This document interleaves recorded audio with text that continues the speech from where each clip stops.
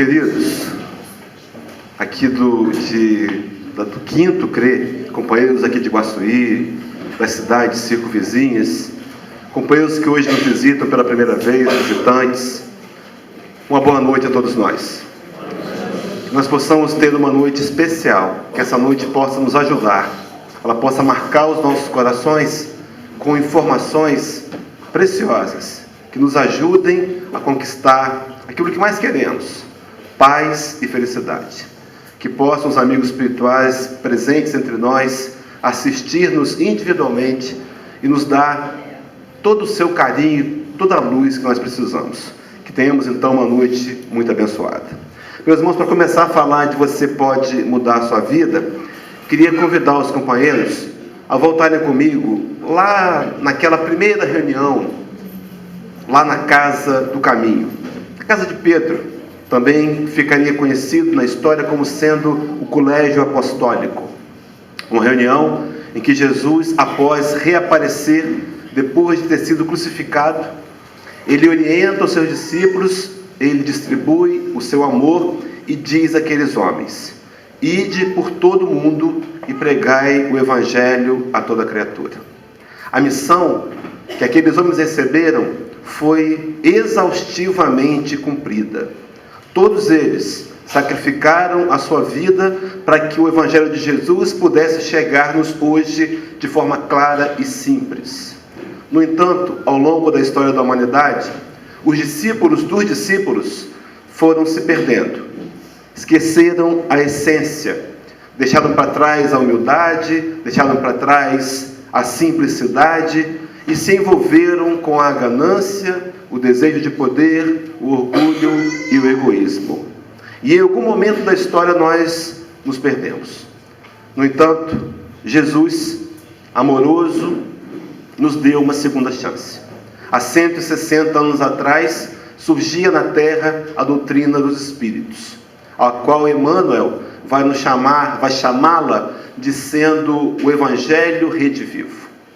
Ele nos apresenta a doutrina simples e pura de Jesus, trazendo de novo aos nossos corações a ideia da possibilidade de amarmos uns aos outros da forma que Jesus nos amou.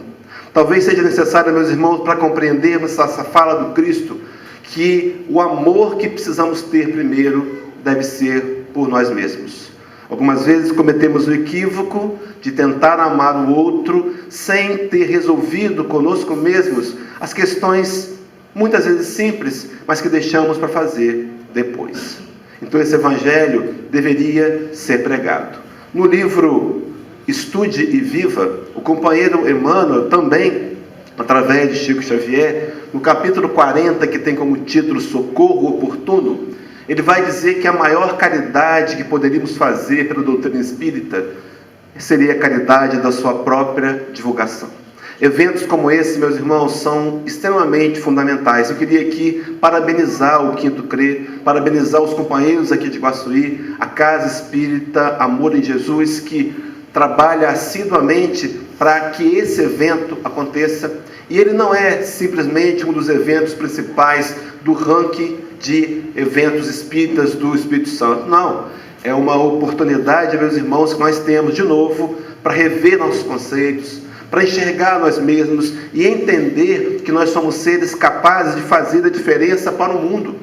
O Cristo nos orientou a levar o seu evangelho a toda criatura. E esse evangelho, agora, na visão espírita, é aquele que consola, é aquele que transforma, é aquele que, acima de tudo, esclarece. Nós cultuamos a fé racionalizada, a fé racional, onde precisamos entender por que cremos. A proposta espírita vem crescendo, meus irmãos, no mundo inteiro. É fato, nós percebemos já, podemos ir em vários lugares e conferir isso. O movimento espírita vem crescendo com segurança e mostrando, talvez, às pessoas que não o conhecem, que nós somos Jesus redivivo. Há dados, por exemplo, do último censo do IBGE, que revela que nós, espíritas, somos a religião, entre aspas, religião, que mais crescemos nos últimos 10 anos. Talvez seja porque o movimento espírita organizado tenha sido mais coeso, as federativas têm trabalhado com muito afinco. Talvez seja também o advento da internet, não é? Facilitou muito. Às vezes estamos em casa de bermudas e sandálias e podemos acessar a internet e assistir uma palestra. Mas, meus irmãos, acima de tudo, a doutrina espírita vem crescendo porque ela tem respostas que ainda outros segmentos religiosos e filosóficos não têm. E aqui não é nenhum tipo de crítica, não. É uma conferindo um dado. Nós hoje podemos responder de onde viemos, para onde vamos, por que passamos pelas situações que passamos, com lógica e raciocínio. Então esse evento é fundamental. E a proposta dessa semana é trabalhar a vida, desafios e soluções. Então viemos aqui para entender que todos nós estamos diante de uma oportunidade desafiadora, a oportunidade da encarnação. Recentemente eu escutava um seminário do Divaldo Pereira Franco, né? Nosso querido Divaldo Franco, e ele comentava que o mundo, o planeta Terra, tem cerca de 30 bilhões de espíritos entre encarnados e desencarnados. Esse comentário, esse número veio de uma progressão aritmética que alguns companheiros mais ousados fizeram com base no livro Roteiro de Emmanuel, de 1952. Bom, chegando à conclusão que são 30 bilhões. Não tenho muita certeza, mas se Divaldo Franco está usando, eu também posso utilizar, não é verdade? Se somos 7 bilhões encarnados, tem 23 bilhões desencarnados querendo a nossa vaga. Porque nós precisamos passar pela vida material para construir a evolução moral no espírito imortal. Será que temos aproveitado essa encarnação? Será que eu tenho entendido a preciosidade desse momento? Não só o momento da vida, não só da encarnação, mas de estar aqui agora, podendo fazer uma nova escolha, podendo enxergar diferente, podendo criar soluções a partir do entendimento do desafio?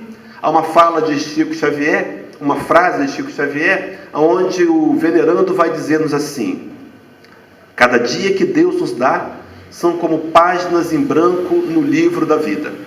O que vamos escrever nelas corre por nossa conta. Viemos a uma semana espírita para participar de um evento, ouvir uma palestra, mas, meus irmãos, viemos aqui, acima de tudo, para tirar nossas máscaras e olhar para nós mesmos, para compreender que nós podemos ter a oportunidade nova de começar de novo e mudar a nossa vida. O tema sugerido: você pode mudar a sua vida. Nas pesquisas que evoluí para elaborar essa palestra, eu fiquei pensando assim, fiquei meio preocupado, porque o título, ele se assemelha muito à ideia de autoajuda. Nós vemos aí um mercado paralelo de literatura, onde se traz uma enorme gama de livros que propõem uma mudança de atitude através da força do pensamento. Não queremos traçar também nenhuma crítica, mas há limitações. Nós enxergamos, por exemplo, um dos grandes livros mais vendidos no mundo, chamado O Segredo. Lá é dito que se eu quiser, eu consigo. Quero dizer para os companheiros que a doutrina espírita enxerga de uma outra maneira. Nós temos limitações, nós temos algumas limitações, algumas questões que nós viemos para essa terra para passar por elas. São problemas que vão nos acompanhar, independente da minha força mental. É claro que a minha força mental criadora pode sim alterar as questões, aliviar a dor, me fazer passar com mais otimismo, com mais esperança, é verdade. Mas alguns problemas vão nos acompanhar a vida inteira. Quero só trazer como exemplo o próprio Chico Xavier, um dos homens mais importantes, um dos maiores divulgadores da doutrina espírita no mundo, um homem que marcou a nossa história de vida. Ele tinha no olho direito um deslocamento de retilíneo que sangrava vez por outra e comumente purgava. O olho esquerdo ele tinha um leve estrabismo e tinha que usar óculos escuros, inclusive à noite. Por que será que o Dr. Bezerra de Menezes, ou então Irmã Sheila, Emmanuel, não o curou? Não é verdade? Ele precisava passar por aquela experiência. Qual o motivo? Não sei. Meus irmãos, há dores que nós temos que passar. No entanto, essas dores podem ser entendidas como oportunidades, desafios, como uma nova maneira de nos convidar a rever a nós mesmos, A dor tem como objetivo nos ensinar e nos melhorar como pessoas. Então a proposta dessa noite vai ser contribuir com essa ideia da Semana Espírita e trabalhar o tema "Você pode mudar sua vida". Veja, meus irmãos, é uma afirmativa. E nós vamos provar, com base na literatura espírita e alguns adendos outros, essa afirmativa como ela sendo real. Todos prontos para começarmos? Vamos então começar pensando: quem é você? Será que nós sabemos quem nós somos, meus amigos? Nós nos olhamos nos espelhos e vemos algo físico, uma massa física. Será que nós somos um corpo físico? Será que somos realmente essa aparência visual? Ou há algo por detrás desse ser físico que nos compõe hoje a ideia de realidade? Quem é você? Se pararmos para pensar, meus irmãos, vamos perceber que a doutrina espírita nos diz que somos individualidades, mais que isso, espíritos imortais. Então, uma das grandes primeiras ideias espíritas fundamentais para mudar a nossa vida, para nos ajudar a mudar a nossa postura diante dos problemas, é provar para a gente, está provado, que nós somos espíritos. A ciência espírita, vou repetir, tem provado, nas reuniões mediúnicas, por exemplo, nas intervenções dos espíritos encarnados, dizendo que a vida continua após a morte. Esse corpo que nós temos agora, André Luiz vai chamá-lo de aparelho na sua literatura, é apenas um empréstimo da divindade, para que possamos conquistar e angariar os recursos do espírito imortal. Nós não somos um corpo e temos um espírito. Nós somos um espírito e temos mais esse corpo emprestado por Deus para nos auxiliar no processo de conquistar a paz e a felicidade. E falando de ciência espírita, há uma pesquisa feita pela doutora Marlene Nobre, não sei quantos a conheceram aqui. A companheira dela foi um dos grandes nomes do espiritismo do Brasil, na área médica. Foi presidente, inclusive, da Associação Médica do Brasil. E ela fez uma pesquisa em cima daquelas cartas que Chico Xavier recebeu no último período do seu ministério. A gente sabe que Chico teve 3 momentos da sua história. Primeiro, escreveu os livros, né? Hoje finalizados em 478 livros. Havia alguns não publicados, estão vindo à tona de novo. Depois ele teve um breve período na área de materialização, período esse que Emmanuel abortou. E depois ele começou a receber cartas dos chamados mortos para os vivos. A doutora Marlene Nobre fez uma pesquisa junto com um grupo de trabalhadores da área da ciência e conseguiu recolher dessas cartas 20.000 cartas. Um número pequeno diante de tudo que Chico escreveu. 20.000. Em cima das 20.000 cartas, das cópias fornecidas pelas famílias, eles fizeram um trabalho investigativo. E chegaram a uma conclusão, meus irmãos, extremamente interessante. 52,5% daquelas cartas, ou seja, cerca de 11.000 cartas, a caligrafia e a assinatura pertenciam ao morto. Os mortos não estão mortos.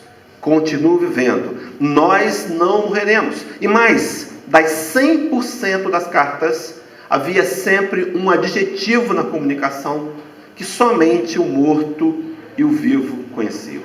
É aquela mãe que insiste em chamar o filho quarentão de meu tchutchuquinha, né? Se isso cai nas redes sociais, vira uma piada, vira até um problema. Mas na carta estava lá, seu tchutchuquinho. Meus irmãos, nós somos espíritos imortais. Individualidades, com a tarefa maior de reunirmos aqui nesse planeta para desenvolver a moralidade, baseada no Evangelho de Jesus, claro e cristalino pela doutrina dos Espíritos. Dito isso, meus irmãos, a questão 115 do Livro dos Espíritos, para ampliar a ideia de quem nós somos, quem é você, vai dizer que todos nós fomos criados simples e ignorantes. Queridos, Deus não privilegia ninguém. Nenhum de nós foi beneficiado a mais do que o outro. Todos fomos criados iguais, simples e ignorantes. E fomos desafiados a uma caminhada em direção à perfeição moral. Estamos predestinados à perfeição moral. Um dia amaremos da forma que o Cristo amou. Um dia sentiremos no coração os mais profundos sentimentos e emoções de um espírito iluminado. No entanto, para que esse dia aconteça, os esforços de hoje são muitíssimos importantes. Precisamos entender, meus irmãos, que para alterar o futuro, precisamos começar a alterar o presente. Se olharmos para o passado, nossa história do ontem, não podemos reformulá-la de forma alguma. Passou. O passado é passado. Não podemos mudá-lo. Precisamos aceitá-lo. Precisamos compreender, queridos, que nós somos seres que, estando em evolução, somos limitados. Temos limitações, ainda há sombras em nossos corações. O apóstolo Paulo, escrevendo a carta aos Coríntios, ele vai dizer assim, um texto muito conhecido: o bem que quero fazer, não consigo. O mal que não quero, esse eu faço. Não passamos por isso. Acordamos de manhã, fazemos uma oração, queremos começar o dia tranquilo, mas de repente a nossa índole, a nossa sombra interior, comum em todos nós, essa realidade, vem à tona. Meus irmãos, isso não pode nos denegrir. Nós estamos em evolução, nós estamos em construção, e ter falhas é natural. Os filósofos dizem que o erro não existe. O erro é uma etapa do acerto. Veja, meus irmãos, então algumas vezes temos sido muito rigorosos com a gente mesmo. Aceite o seu passado, perdoe-se. É hora de recomeçar. Emmanuel, no livro Palavra de Vida Eterna, na lição número 1, ele diz que recomeçar é dádiva da lei de Deus. Então Deus criou-nos todos iguais, simples e ignorantes, nos deu uma proposta que nós, individualidades mortais, estamos conquistando aos poucos. E temos que aceitar e entender que, inevitavelmente, um dia seremos perfeitos. Inevitavelmente, um dia conquistaremos a tão sonhada paz e felicidade que nos fez vir, por exemplo, a essa casa, nessa reunião. Mas, seguindo nosso raciocínio, esse espírito que nós somos, ainda imperfeito, ele é perfectível. Ele tem em si marcas registradas de todas as qualidades morais que necessita para um dia ser perfeito, em forma de sementes. Estão em nós, é o que nos diz a ideia, então, de por sermos perfectíveis, nós podemos. Então você pode, não é por acaso. Você pode porque você é um espírito imortal que vai evoluir e vai conquistar tudo que você quiser ao longo de um trabalho, ao longo dos anos, ao longo do investimento que cada um de nós se propor a fazer. Então você pode porque você é perfectível e você tem potencialidades. Eu não sei quantos aqui conhecem ou já leram o livro O Problema do Ser, do Destino da Dor, do Leon Denis. Leon Denis foi um dos grandes nomes do espiritismo contemporâneo de Allan Kardec. Ele, Camille Flammarion, também Gabriel Delane e outros nomes. E ele, como nós sabemos, nos é revelado pela história, se Allan Kardec falhasse na codificação, vejam, o substituto imediato era Leon Denis.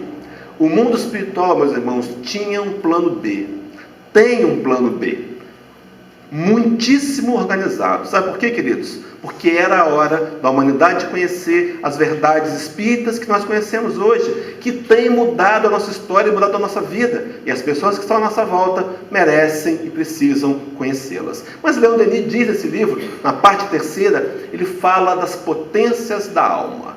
Meus irmãos, nós não nos conhecemos. Nós não nos enxergamos com toda essa potência que está em nós, ainda a ser desenvolvida, mas as sementes nos pertencem. Isso está escrito na questão 621 do Livro dos Espíritos, quando Allan Kardec vai perguntar aos amigos espirituais aonde está escrita a lei de Deus. E é dito a Allan Kardec que a lei de Deus está na consciência. Meus irmãos, aquela primeira encarnação, como hominal, na primeira encarnação, Deus grafou no nosso psiquismo as leis de Deus. Elas estão em nós. E essas leis contribuem para que eu possa redescobri-las e me reinventar em qualquer momento e encontrar e conquistar, então, paz e felicidade. Quando pensamos dessa forma, então está ali um bonequinho para ilustrar. Quantas vezes, meus irmãos, nós estamos com sede de alegria? Parece que a vida tem nos feito desesperançosos, meio que tristes. Essa alegria que Davi vai chamar a alegria do Senhor, é a nossa força, está dentro de nós, assim como também a paciência, quantas vezes faltamos com ela, quantas vezes não temos intimidade com a paciência, está em nós, em forma de semente, a ser desenvolvida. a harmonia, também a piedade, sentimentos que hoje já começam a aparecer em nossos corações, nós os detectamos em nós, mas eles haverão de evoluir, e muitos outros que não temos e carecemos já estão em nós e vão também ser desenvolvidos, à medida que nós tomarmos a decisão de cultivá-los e de fazer com que eles cresçam. Além disso, por exemplo, o desejo de união, a fraternidade, a caridade, a fé, a solidariedade, enfim, os demais, todos os outros, paz e luz, perdão, estão em nós. Veja, meus irmãos, alguns usando uma linguagem da informática, talvez você tenha no seu computador um programa instalado, mas ele não foi inicializado. O programa está ali no seu computador. Está em nós o programa da paciência, o programa da tolerância, o programa do amor incondicional, o programa do perdão. Talvez falte me acessar e fazer com que ele se torne realidade. Isso não é uma tarefa fácil e simples. É uma tarefa dolorosa, muitas vezes dolorosa, que vai requerer trabalho. Meus irmãos, nenhum de nós aqui foi convidado para o Espiritismo para encontrar facilidades. O Espiritismo não propõe facilidades. Ele propõe-nos olhar a nossa realidade, sem máscaras, sem fingimentos, sem camuflagens, e entender que precisamos interferir nós mesmos para que os resultados aconteçam. Nada vai cair do céu, nada virá de graça, nós conquistaremos. Então, voltando para aqui, todos esses sentimentos, eles vão contribuir para que a gente construa o amor. Meus irmãos, é o amor que vai nos fazer perfeitos. É a capacidade de amar que vai definir o meu nível de evolução moral. Nós viemos desse planeta, viemos dessa casa essa noite, viemos essa cidade, viemos essa vida, a família que estamos, para aprender a amar. Cada um de nós tem missões específicas. Alguns somos professores, alguns somos médicos, ou outra profissão qualquer. Alguns viemos com a tarefa de ser pais, mas acima de tudo, todos nós viemos com a grande missão de aprender a amar. É preciso olhar aquilo que está à nossa volta, tudo que está à nossa volta, o colega do trabalho, o familiar difícil, o contra-cheque pequeno, olhar à nossa volta, tudo que temos como sendo oportunidade para desenvolver amor em nossos corações. E quando esse amor crescer e avançar, nós seremos perfeitos.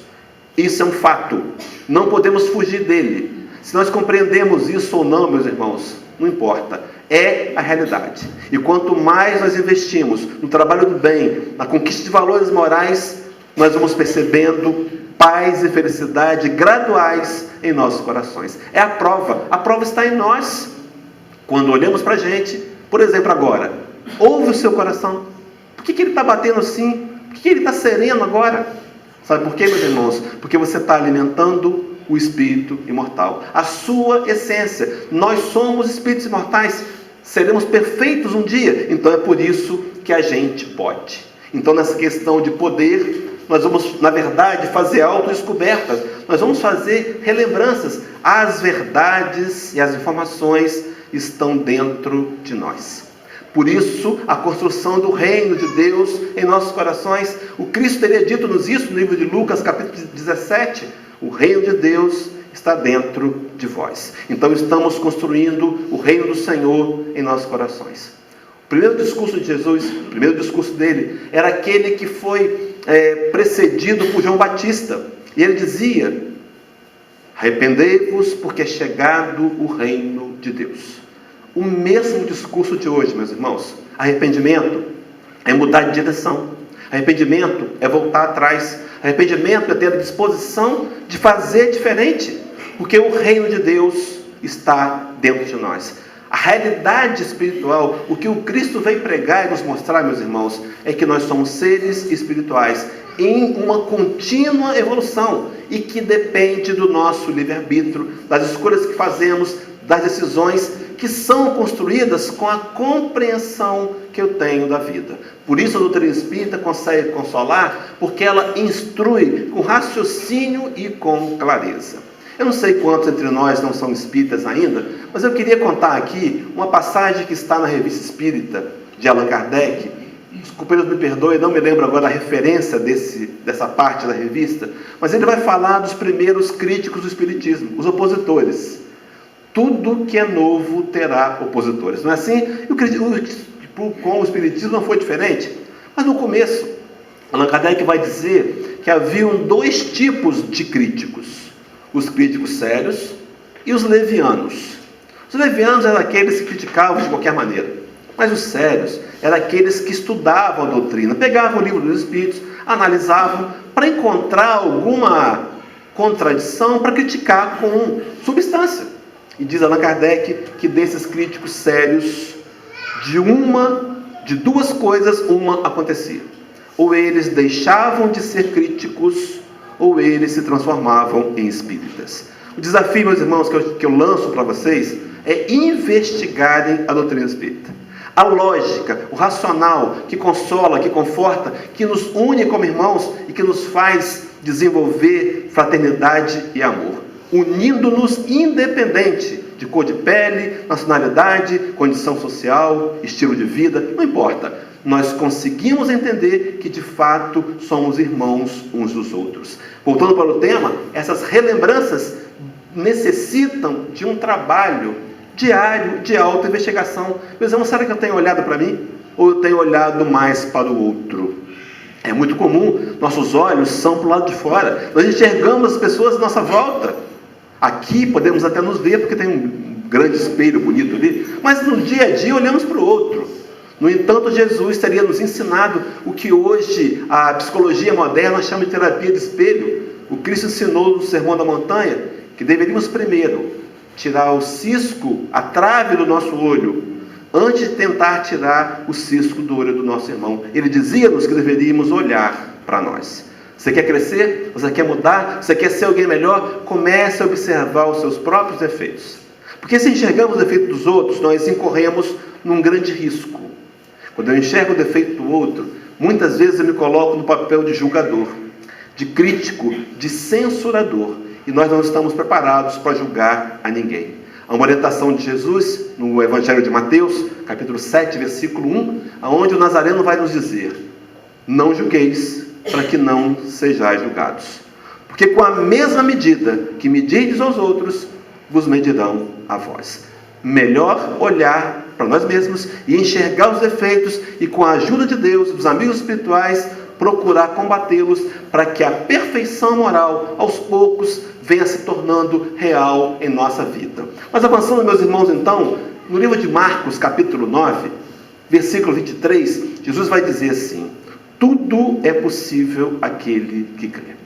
Se nós cremos que podemos mudar alguma situação, ela se torna real. Claro, abrindo parênteses, obedecendo a uma programação, a um planejamento reencarnatório, onde algumas dificuldades nós precisamos passar e pedimos para passar, para poder acelerar o nosso crescimento moral. Mas tudo é possível ao que crer.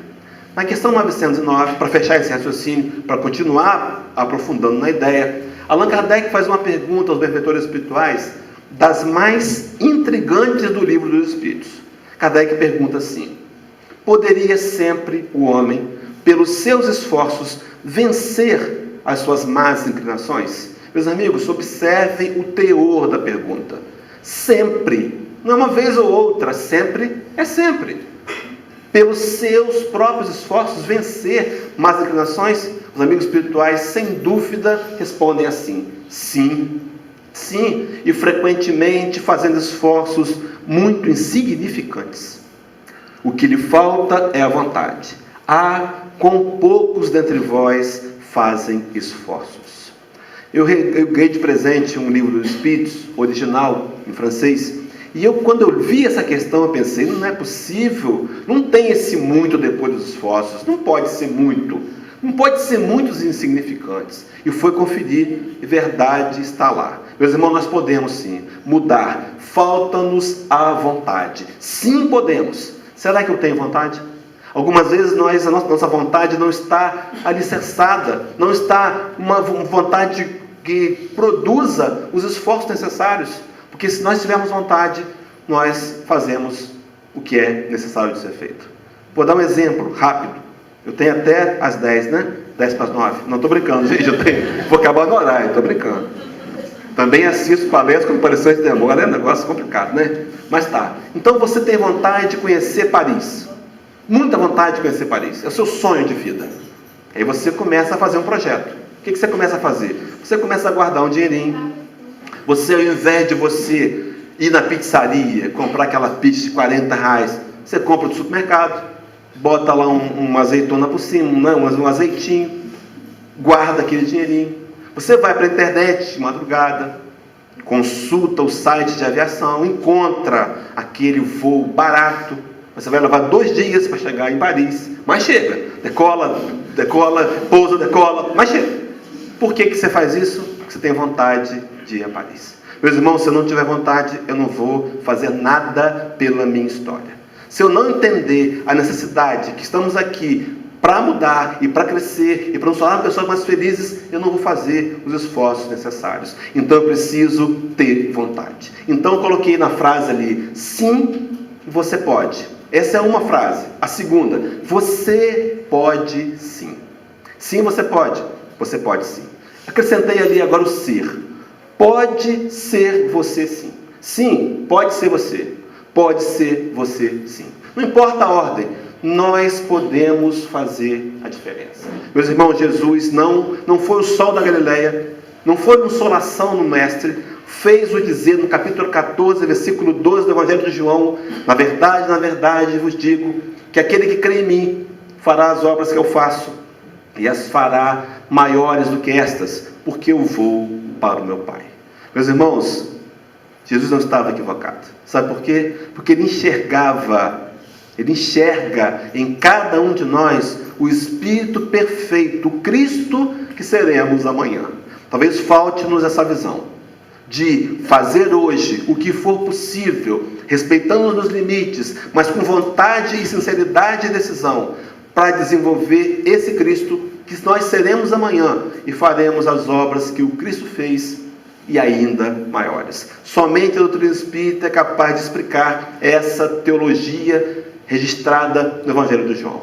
Se não fossem, meus irmãos, as múltiplas reencarnações, nós não conquistaríamos de forma alguma o patamar de evolução de uma categoria de Messias, uma categoria crística. Tudo bem até aqui? Podemos seguir? Vou dar um exemplo. Os companheiros, eu costumo trazer aqui 2 exemplos para essa palestra.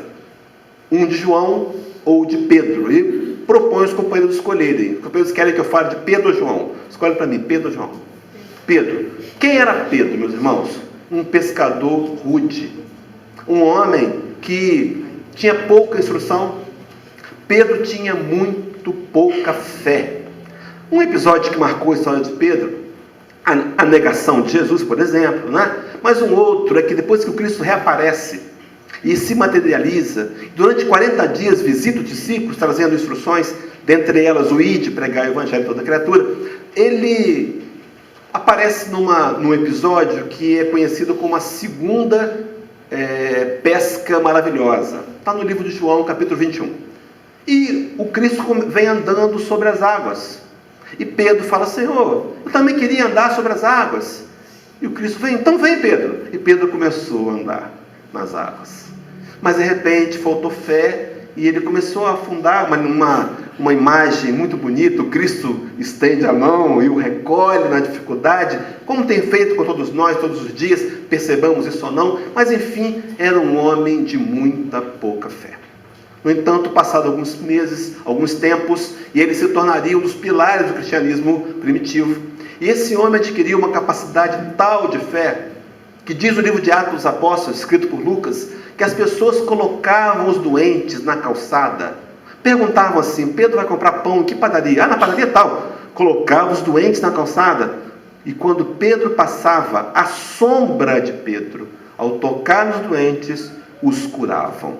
Um homem que não tinha fé se transformaria num dos patriarcas da fé. Um homem que não conhecia as suas próprias potencialidades. Meus irmãos, muitas vezes estamos assim. Podemos fazer mais do que acreditamos que podemos. Algumas vezes é o nosso discurso negativo que nos paralisa. Ou alguém que disse para a gente que não podíamos. nós podemos. Conhece aquela história da corrida de sapos? Corrida de sapos, uma corrida, ia ter uma largada, os sapos subiriam numa montanha. Todos os sapos se aquecendo, se alongando, e alguém disse assim: ué, corrida de sapo? Sapo não sobe montanha. Aí um sapo olhou para o outro, e a largada foi dada. Eles começaram a correr, algum parou pelo caminho, desistiu, mas um outro sapinho continuou correndo e subiu a montanha e ganhou a medalha de ouro. E aí perguntaram na entrevista, foram perguntar ao sapinho: mas você não sabia que sapo não sobe montanha? E ele falou assim: era um sapo surdo. Meus irmãos, quantas vezes nós ouvimos informações, damos valor para elas e elas não estão corretas. Jesus nos diz que faríamos as obras que Ele fez e ainda maiores. Nós podemos fazer mais por nós, pela nossa vida, pelos que estão à nossa volta, pela causa espírita, pela casa espírita. Nós podemos. Nós temos qualidades embrionárias a serem desenvolvidas. Então alguém nos chama: você faz uma palestra? Não sei fazer. Você já fez? Eu não sei dar aula da educação infantil. Você já deu? Não sei orar. Por quê? Vamos começar. Ninguém aprende de uma hora para outra. Ninguém vem fazer uma palestra de um dia para o outro. São anos gaguejando, esquecendo o texto. Todo mundo passa por isso. Mas os que conseguem uma certa produtividade são aqueles que persistiram porque tinham objetivo e querem fazer por amor. Faça por amor, comece a fazer, descubra o potencial que você tem. Sigamos por conta do relógio. Então você, esse espírito imortal, cheio de capacidades embrionárias, pode mudar. Mudar. O que é mudar? É transferir de lugar, tirar daqui e colocar ali. Não é esse tipo de mudança que nós queremos propor nessa noite. A mudança significa transformar. Essa sim, ok. Transformar. O que é transformar? Mudar a forma. Meus irmãos, não vamos criar nada novo. Nós mesmos vamos nos reinventar. Olhando e descobrindo as coisas que estão em nós, que são valorosas e que muitas vezes nós não estamos enxergando por conta de um raciocínio enganoso de que nós somos inferiores. Queridos, nós somos seres especialíssimos.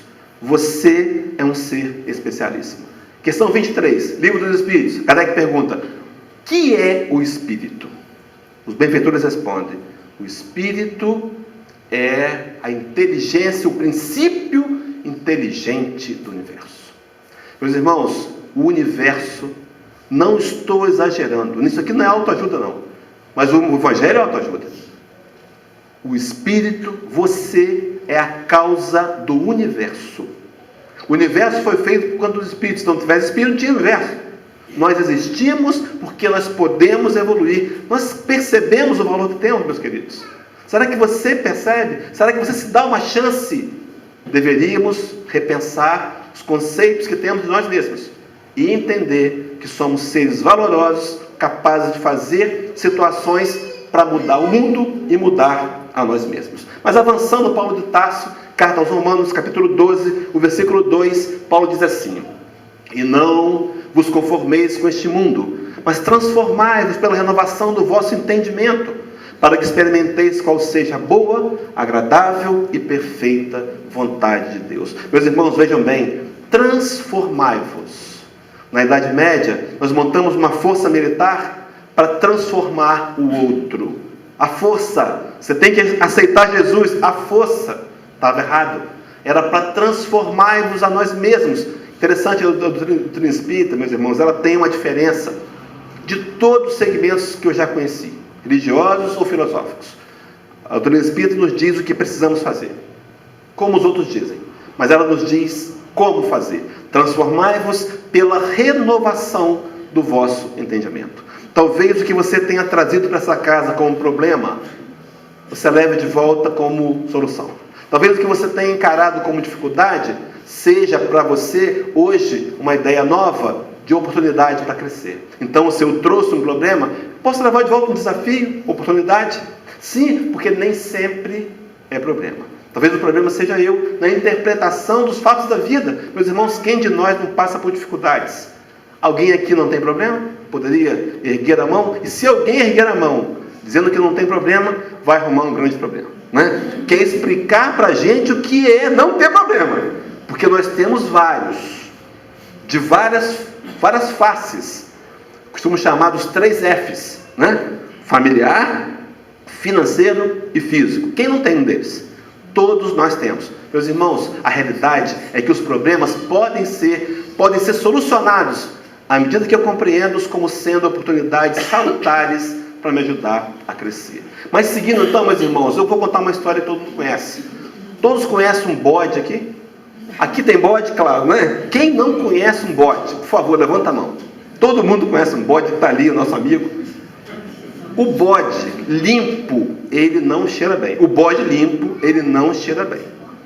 O cidadão morava numa pequena cidade, ele era muito pobre, era casado, tinha 6 filhos, morava num casebre, e ele não estava mais aguentando a vida. Procurou o padre da sua comarca, ele era católico. Padre, eu quero mudar de vida, eu não aguento mais essa vida, eu quero dar um jeito na minha vida. O padre olhou para ele e falou: você quer dar um jeito na sua vida?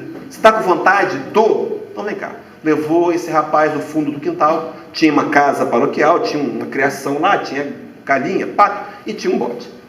Ele deu uma cordinha para aquele moço e falou: olha, você vai pegar esse bode e vai levar para sua casa e vai ficar 1 semana com o bode na sua casa. Mas quer ou não quer mudar de vida? Quer. Botou a cordinha no bode, levou em casa. A mulher fez aquela cara, nem todas fazem, claro, na minoria faz, fez aquela cara feia para ele, as crianças chorando, e um bode, aquilo fedendo. O bode fazia número 1, número 2 e número 1,5. O meu sabe que é o número 1,5, né? Só aqueles gases do bode. A casa dava uma coisa terrível. 1 semana, se quer mudar de vida, ficou com o bode. Acabou a semana, botou a cordinha no bode, foi levando para o padre. Encontrou o padre no caminho. O padre: por que você está trazendo o bode de volta? Não, acabou a semana. Não, mas vamos ter que renovar. Vamos renovar mais 1 semana. Meus irmãos, nós cristãos espíritas sabemos que o inferno não existe. O inferno não existe, né? O inferno foi criado no ano 400 da era cristã, numa atitude da teologia do passado, nós mesmos no passado, inserimos na Bíblia a ideia do inferno para poder manipular as pessoas pelo medo. Foi quando traduzimos a Bíblia do grego para o latim, ano 400. Mas a vida daquele homem naquela semana foi um inferno. Um inferno. Mas acabou a semana. Ele levou o bode. O padre aceitou de volta. O padre guardou o bode. Ele foi para casa. 3 dias depois, ele encontra com o padre. E o padre pergunta: meu irmão, como é que está a sua vida? Ah, padre, que maravilha. Eu, o meu casebre, minhas crianças, que vida boa que eu vivo. Meus irmãos, o que mudou? Nada mudou. A maneira de ver a vida. As soluções estão dentro de nós. Aceitar os problemas como sendo realidades da vida, não lutar contra eles para não imprimir a nossa vontade. Aprendemos com Jesus, ele ensinou-nos a orar: que seja feita a tua vontade, não a nossa. Mas nós queremos lutar pela nossa vontade, e quantas vezes a nossa vontade não vai resultar em algo bom. Então, meus irmãos, nós podemos mudar à medida que exercemos o domínio sobre nós mesmos, trabalhando a compreensão. Tudo bem até aqui? Então vamos lá. Você pode mudar sua vida. Meus irmãos, o que é essa vida? Será que de que nós estamos falando? Porque há duas interpretações para a vida. Primeiro, essa porção limitada de energia vital, a vida física, a vida corporal. Podemos mudar essa vida com atitudes? Podemos também mudar. Mas a proposta aqui é falar da vida, da imortalidade, falar da vida espiritual. Já que nós somos seres espirituais, a nossa vida verdadeira é a vida espiritual. Nós estamos aqui de passagem nesse planeta, por alguns momentos. Passaremos algumas outras vezes, a fim de angariar os recursos do espírito mortal. Então, a vida verdadeira é a vida espiritual. Nós, então, de alguma maneira, estamos mortos, porque estamos presos no corpo, na prisão da carne, para poder passar por experiências. Veja, meus irmãos, como Deus é bom, para que a gente conquiste a paz e a felicidade interior, oportunidade. Então, a vida seria essa questão da vida material. Mas, por exemplo, vida corporal. Quando falamos de vida corporal, eu me lembrei de Tiago. Tiago escreveu uma carta, lá no capítulo 4, versículo 14, e eu imagino, isso é só uma imaginação minha, Tiago foi o apóstolo que ficou em Jerusalém. E ele foi fazer um chá. E esqueceu a chaleira no fogo, né? Quando ele chegou para ver, estava aquele vapor ocupando parte da cozinha, se é que tinha cozinha. E ele escreve assim: digo-vos que não sabeis o que acontecerá amanhã. Porque o que é a vossa vida? É um vapor que aparece por um pouco e depois desvanece. Meus irmãos, eu estou com 54 anos, indo para 55. Quando eu era criança, eu morava em Campos do Goytacazes. Não se tinha facilidade de brinquedos como temos hoje. E o meu irmão, que já desencarnou, fez para mim um caminhãozinho com uma lata de inseticida Neocid. Ninguém sabe o que é isso aqui. Aqui tinha mosquito? Duvido que o mosquito aqui fosse igual a Campos. Mosquito de Campos era um mosquito treinado, alimentado a Todd. Mas tudo bem. Meu irmão fez um caminhãozinho. Ele pegou uma sandália havaiana velha, fez umas rodinhas, pregou na tábua. Meus irmãos, eu tinha 6 anos. Eu lembro do caminhãozinho hoje. A vida passou assim, ó, um instante. Não está passando a sua, não está rápido? Passa como um vapor. E a gente perde tanto tempo, né? Sequelando a nós mesmos com ódio, rancor, ressentimento, vingança. Nunca mais quero ver aquela criatura. Guardando, semeando, enchendo o peito de dor. William Shakespeare, famoso dramaturgo inglês, ele diz em uma das suas frases que sentir ressentimentos é como tomar venenos e querer que o outro morra.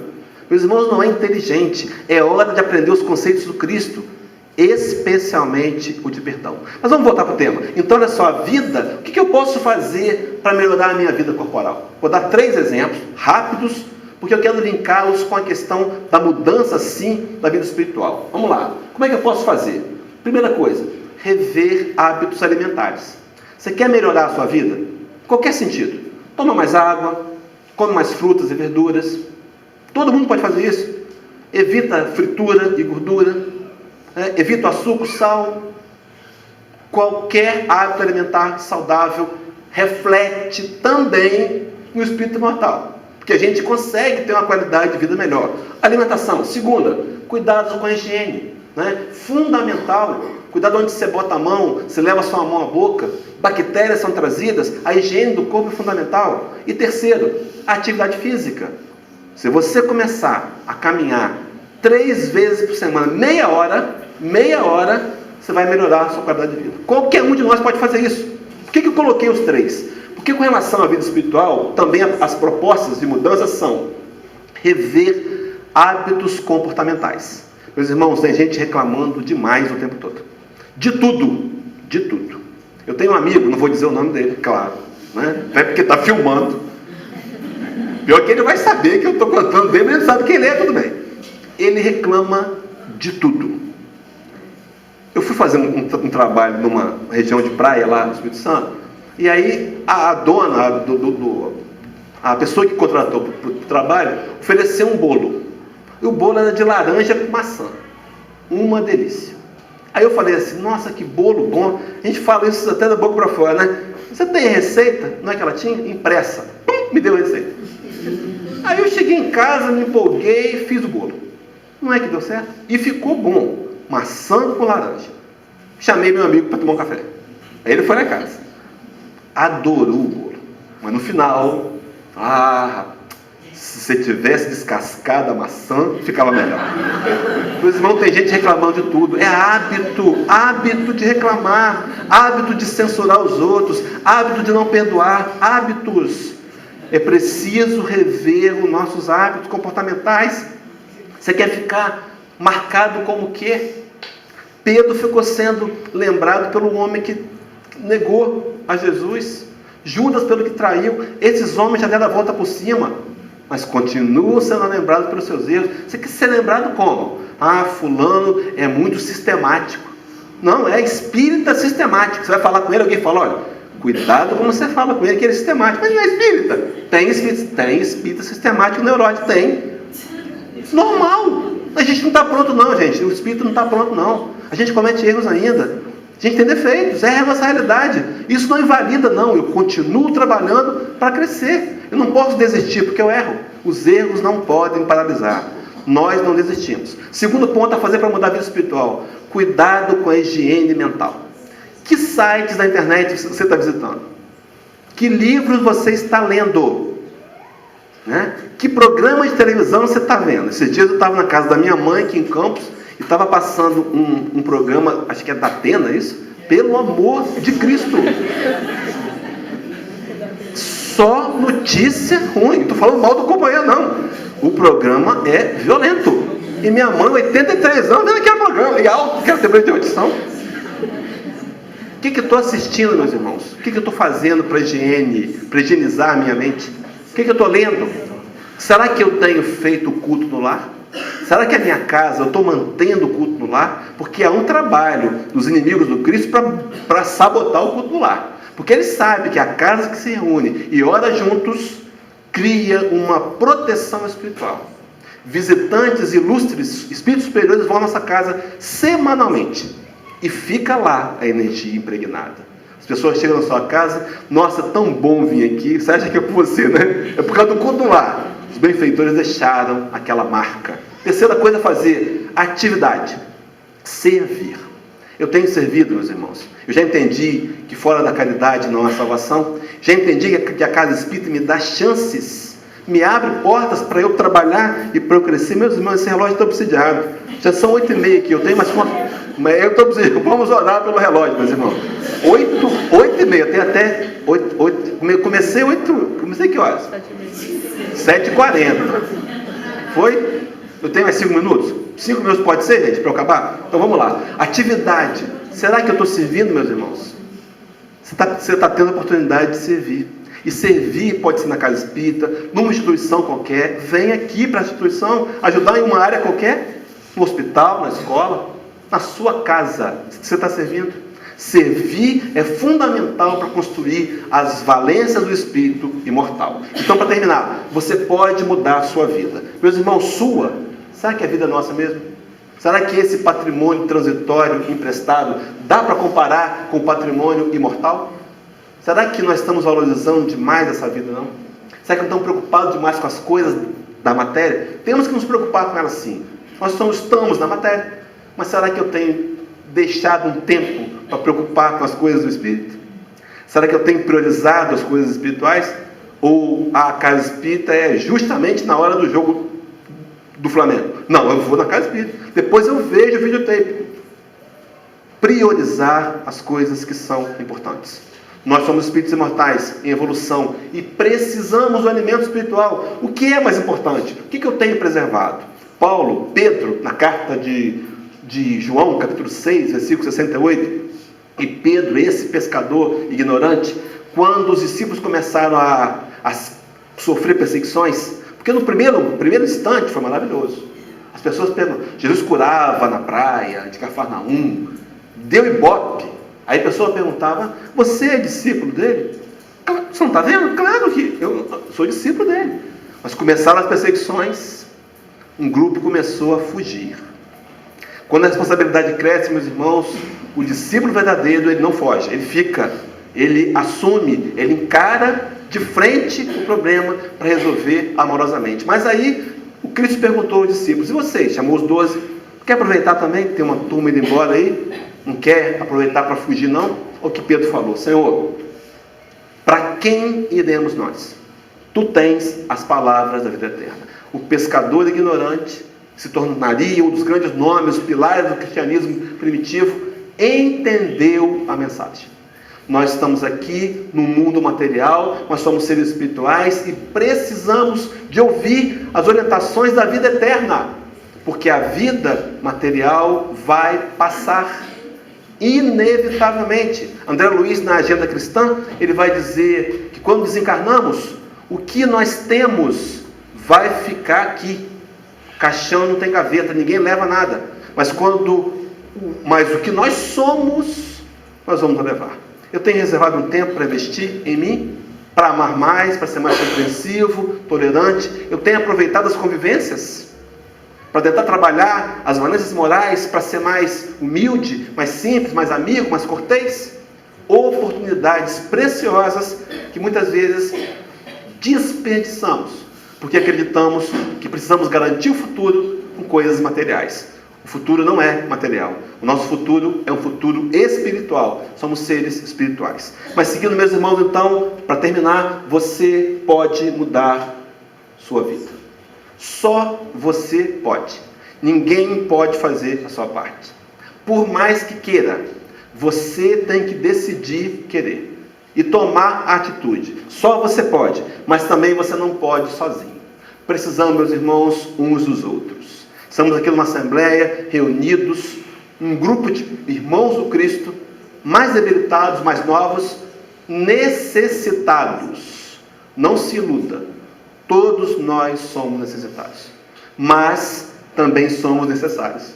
Você pode ajudar o outro, começando a ajudar a você mesmo. Quando Paulo de Tarso, na carta aos Gálatas, capítulo 6, versículo 2, ele vai se referir à lei de Cristo, aquela lei que é amai-vos aos outros como eu vos amei, ele vai dizer assim: levai as cargas uns dos outros, e assim cumprireis a lei do Cristo. A lei de amor é prática, é a caridade, é o exercício do amor, é a atitude de amor. Meus irmãos, olha que coisa interessante a fala de Paulo: levai as cargas uns dos outros. Será que eu tenho me permitido que as pessoas também levem a minha carga? Porque algumas vezes eu boto aquela blindagem de super-herói, né? Defendo e protejo todo mundo. Todos nós necessitamos do apoio, do amor, da compreensão, da ajuda mútua. E precisamos, para isso, começar a oferecer a nossa, sem ser demais, oferecer aquilo que nós podemos. Paulo de Tarso, carta aos Filipenses, capítulo 4, versículo 13, diz assim: tudo posso naquele que me fortalece. Então, algumas vezes, meus irmãos, está aqui a origem do nosso grande conflito. Queremos ainda fazer sem Jesus. Queremos fazer do nosso modo. Não podemos sem Jesus. Tudo posso naquele que me fortalece. Há uma fala do Cristo lá no capítulo 15, Evangelho de João, quando ele fala daquele texto: eu sou a videira, vós sois as árvores. Não pode, vós sois os galhos, não pode um galho dar o fruto se não tiver brincado com a videira. E no versículo 5 ele diz assim: porque sem mim nada podeis fazer. Meus irmãos, nós temos lutado séculos, a nossa luta é a mesma de hoje, a mesma de séculos atrás, o império do egoísmo de um lado e o evangelho desafiador e renovador de Jesus. Talvez essa noite eu possa ceder, fazer como Paulo fez, né? Caiu da montaria, viu uma grande luz: Senhor, quem és? Eu sou Jesus, a quem tu persegues. Paulo, duro é para ti recalcitrar contra os aguilhões. Pergunta de Paulo: Senhor, o que queres que eu faça? Talvez essa pergunta possa marcar o nosso coração nessa noite. Pergunte a Jesus: onde eu posso ser útil? O que eu posso fazer de melhor? O que eu posso fazer de melhor por mim primeiro, para depois fazer pelo outro? Porque algumas vezes, meus irmãos, o meu relacionamento com as pessoas não está bom, porque eu não estou me relacionando bem comigo. Aceite você, aceite a sua realidade, aceite o socorro amoroso de Jesus o tempo todo conosco. Aceite limitações, mas entenda que você é capaz de mudar a sua vida. E essa mudança, meus irmãos, começa agora. Chico Xavier, para terminar de verdade agora, juro por Deus, Chico Xavier disse assim: ninguém pode voltar atrás e fazer um novo começo. Não tente voltar atrás, ninguém pode, nem encarnados, nem desencarnados aqui presentes. Já está escrito: ninguém pode voltar atrás e fazer um novo começo. Mas qualquer um, inclui você, inclui desencarnados, qualquer um pode começar agora e fazer um novo final. Então que Jesus, amoroso e meigo, sempre ao nosso lado, nos ajude durante essa noite, esse sono da noite, a gente trabalhar o que ouvimos aqui, para que a mensagem do Evangelho faça diferença em nossos corações. Que a paz do Mestre seja conosco.